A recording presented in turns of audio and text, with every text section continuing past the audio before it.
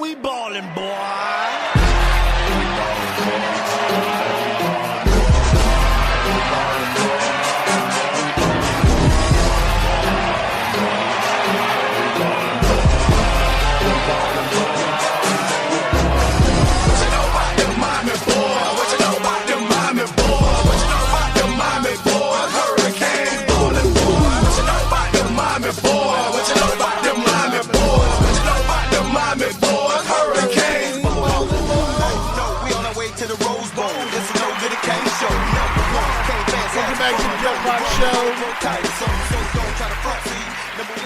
Tuesday, as we get it popping up in here, man. Apologize for not being here yesterday, but like I said, man, first day of school, had to get the youngins up out of here, out of the crib, back to school where they ass belong, so we can learn stuff and give me some peace and quiet and tranquility in my own house. So we're gonna go to the Real Man Block guest line right now and talk to my man JT Wilcox, who will be along to give us the latest on what's going on with the Miami Hurricanes right here on the Del Spot Show. So, JT, what's good, man? Welcome to the show. How you doing?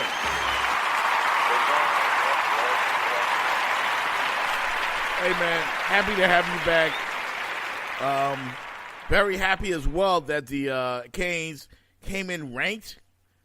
You know, in both polls. I think we're 18 in both polls, correct? And, man, I'm looking forward to an exciting season with this Miami Hurricanes football team. I was excited since Mark Richt got here, and the excitement has not tapered off at all.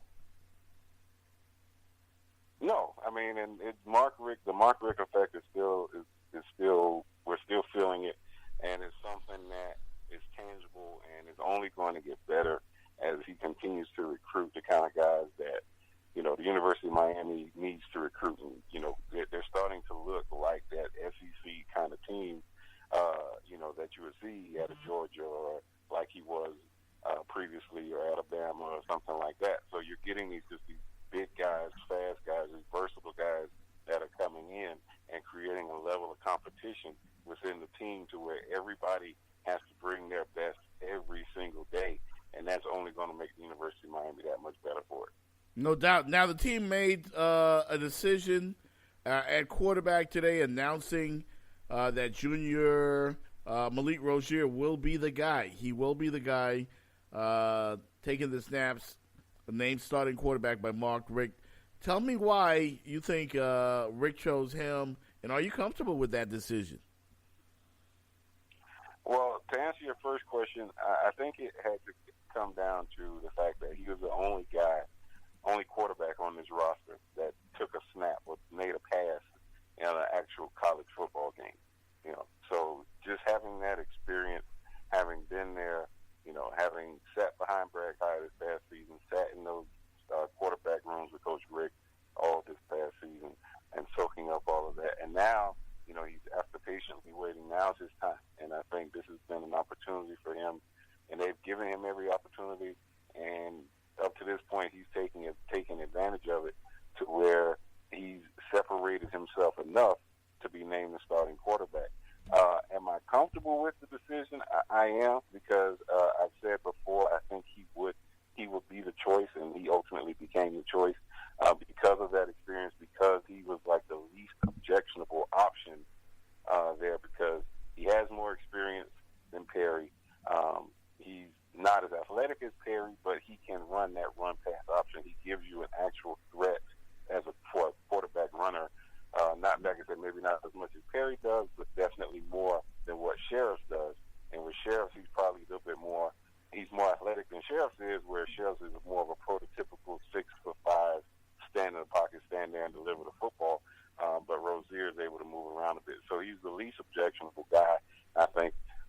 So I am comfortable with it. I would not be surprised if we do see a little bit of N'Kosi Perry this season. You know, we're going to see him.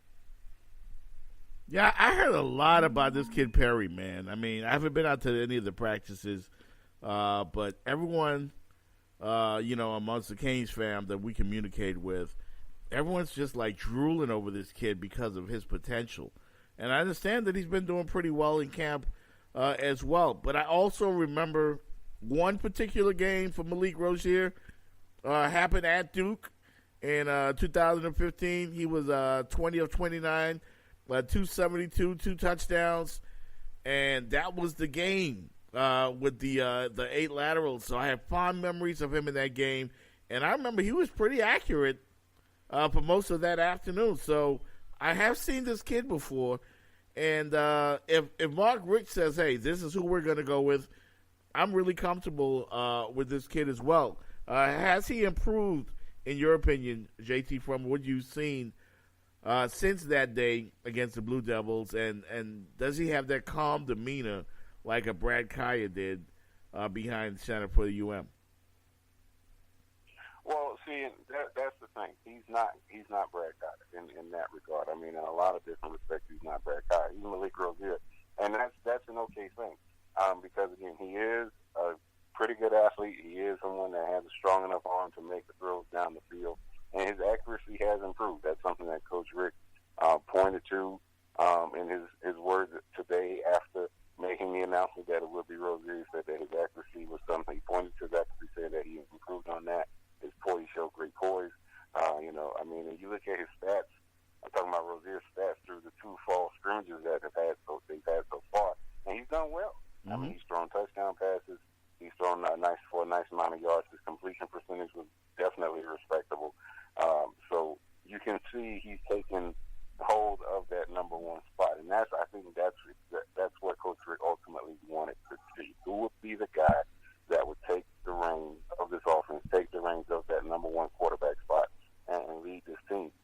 Because the pieces are there. I mean, we've had conversations before, Jeff, that I would favor the University of Miami in every game except one, and that's at Florida State. And definitely that one's just going to be just a knockdown, drag-out fight, I think. But I would favor them just all the other games this season. You know what? The last few times we've taken up our bumps against the Seminoles, but at some point, man, at some point we got to get them. At some point we got to beat Florida State, and I think that this year's defense, and from what I'm reading in all the national publications and locally as well, this defense for the Canes is going to be special. And when you've got a vicious defense like that, one thing it can do for you is keep you in games against teams that are considered slightly better or above where you are. I think Miami's going to go up there and give them a fight. And I'm very confident with this defense finally having some real big hitters on the other side of the football. Are you still hearing the same thing? Yeah, without a doubt. And Coach Manny Diaz, defensive coordinator, he's come in and done just an exceptional job. I mean, he's done such a great job that you begin to fear, how much longer are we going to have him, we being the University of Miami, because he's doing such a great job turning that unit around. I mean, developing guys, making the most of what he has and just really turning them loose and putting out a great defensive unit. I mean, they showed improvement in just about every major statistical category this past season, including being one of the country's top defenses in tackles for loss. So you're expecting the same kind of thing this coming season. So, defensively, Miami is legit. That's the reason why so many people are favoring them in just so many games this season and looking so highly upon UM is because of that defense, especially the front seven. So, the defense is going to keep them in every game without that. Offensively, we still got the kids, the young wide receiver as well, Amon Richards, who I absolutely love, making a lot of preseason watch lists as well. And Mark Walton, who a lot of eyes will be on and could be in line for some big plays for the Hurricanes offensively as well. Talk about those guys and what makes them so special. Well, they're both your quintessential South Florida guys. I mean, with Mark Walton coming from right here in Bay County, Miami, Booker T, Washington, and Amon Richards coming from Palm Beach. These are your quintessential South Florida UM-bound kind of guys. These are the guys that UM was built on, guys like that were born and bred right here in South Florida and then went on to start for the Hurricanes. And you see with Mark Walton, I mean, you're talking about a guy he's complete backs. He can definitely run the ball. He's a very good receiver out of the backfield. You can even split him out wide in certain situations. He's good in run, pass protection. I mean, so he's a total package, and he plays with a swagger and a determination about him to where he won't be denied, and that's something you got to love. And you cheer for the kid. I mean, especially losing his mother recently, having a child recently, so he's definitely motivated, and you want to see him do well and go on. And with Mark Richt, you're talking about a guy, blazing speed, came out the gate so strong, so fast this past season as a true freshman, and the sky's the limit for him. Now, I know he's been dealing with some like a nagging hamstring injury here recently, but once he gets over that and he's able to be as close to 100% as possible, he's definitely going to be Miami's number one receiver, at least number one receiving option this year if he doesn't finish that way. Statistically speaking, he's still going to be the number one option in the passing game, even though more people are going to be keeping their eye on him on Richard when it comes to game planning this year. Follow him on Twitter, folks, at JT Wilcox Sports. JT Wilcox on the Jeff Fox Show. And, man, it's like we're returning to the glory days, and more than just one. When I look at the fact that I understand the Canes are negotiating with the Alabama Crimson Tide on resuming the rivalry or the annual game. So what can you tell me about that? Well, it's something that'll be great, and I think that would be a great recruiting tool, trying to get into that Chick-fil-A opening weekend game like Alabama's playing Florida State in this season here.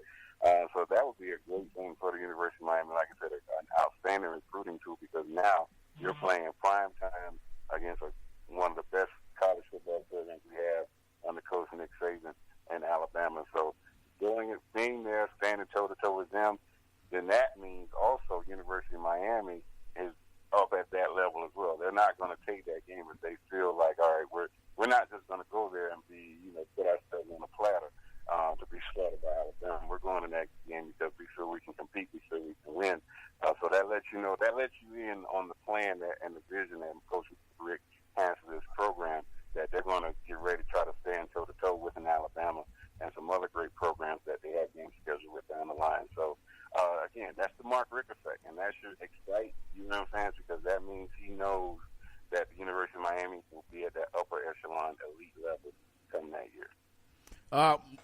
Of course, JT, there's a lot of news going around the NFL in regards to players protesting and standing up, current state of affairs in the country right now. The whole Colin Kaepernick situation, the NFL protest downtown New York tomorrow. Do you think we'll see similar protests in college football? And how are some of the universities, if that has been discussed, going to react to that? What do you think the Canes would do? Or have they made any type of statement in regards to something like that? Well, they haven't made any statements regarding it recently. I know last year when Colin Kaepernick was going initially, it was a bit of a topic that I'm sure was broached within the program. And every program will handle it differently.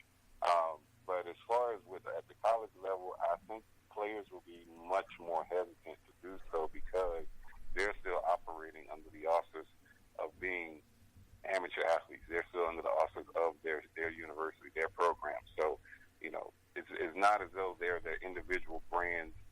Colin Kaepernick is Colin Kaepernick, just the brand of Colin Kaepernick, who he is, the professional athlete, the professional football quarterback. So that's just him. He's not necessarily doesn't have to remain under the office of the San Francisco 49ers because he's not right now.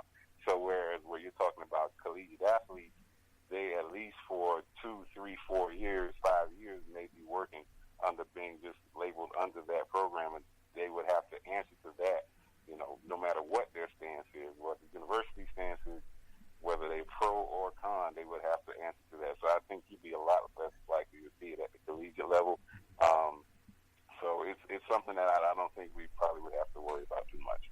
All right, he's JT Wilcox. Folks, once again, follow him on Twitter at JT Wilcox Sports. Thanks for joining us, JT, man. Appreciate joining us on short notice. And looking forward to September 2nd, my friend, when it gets going for real.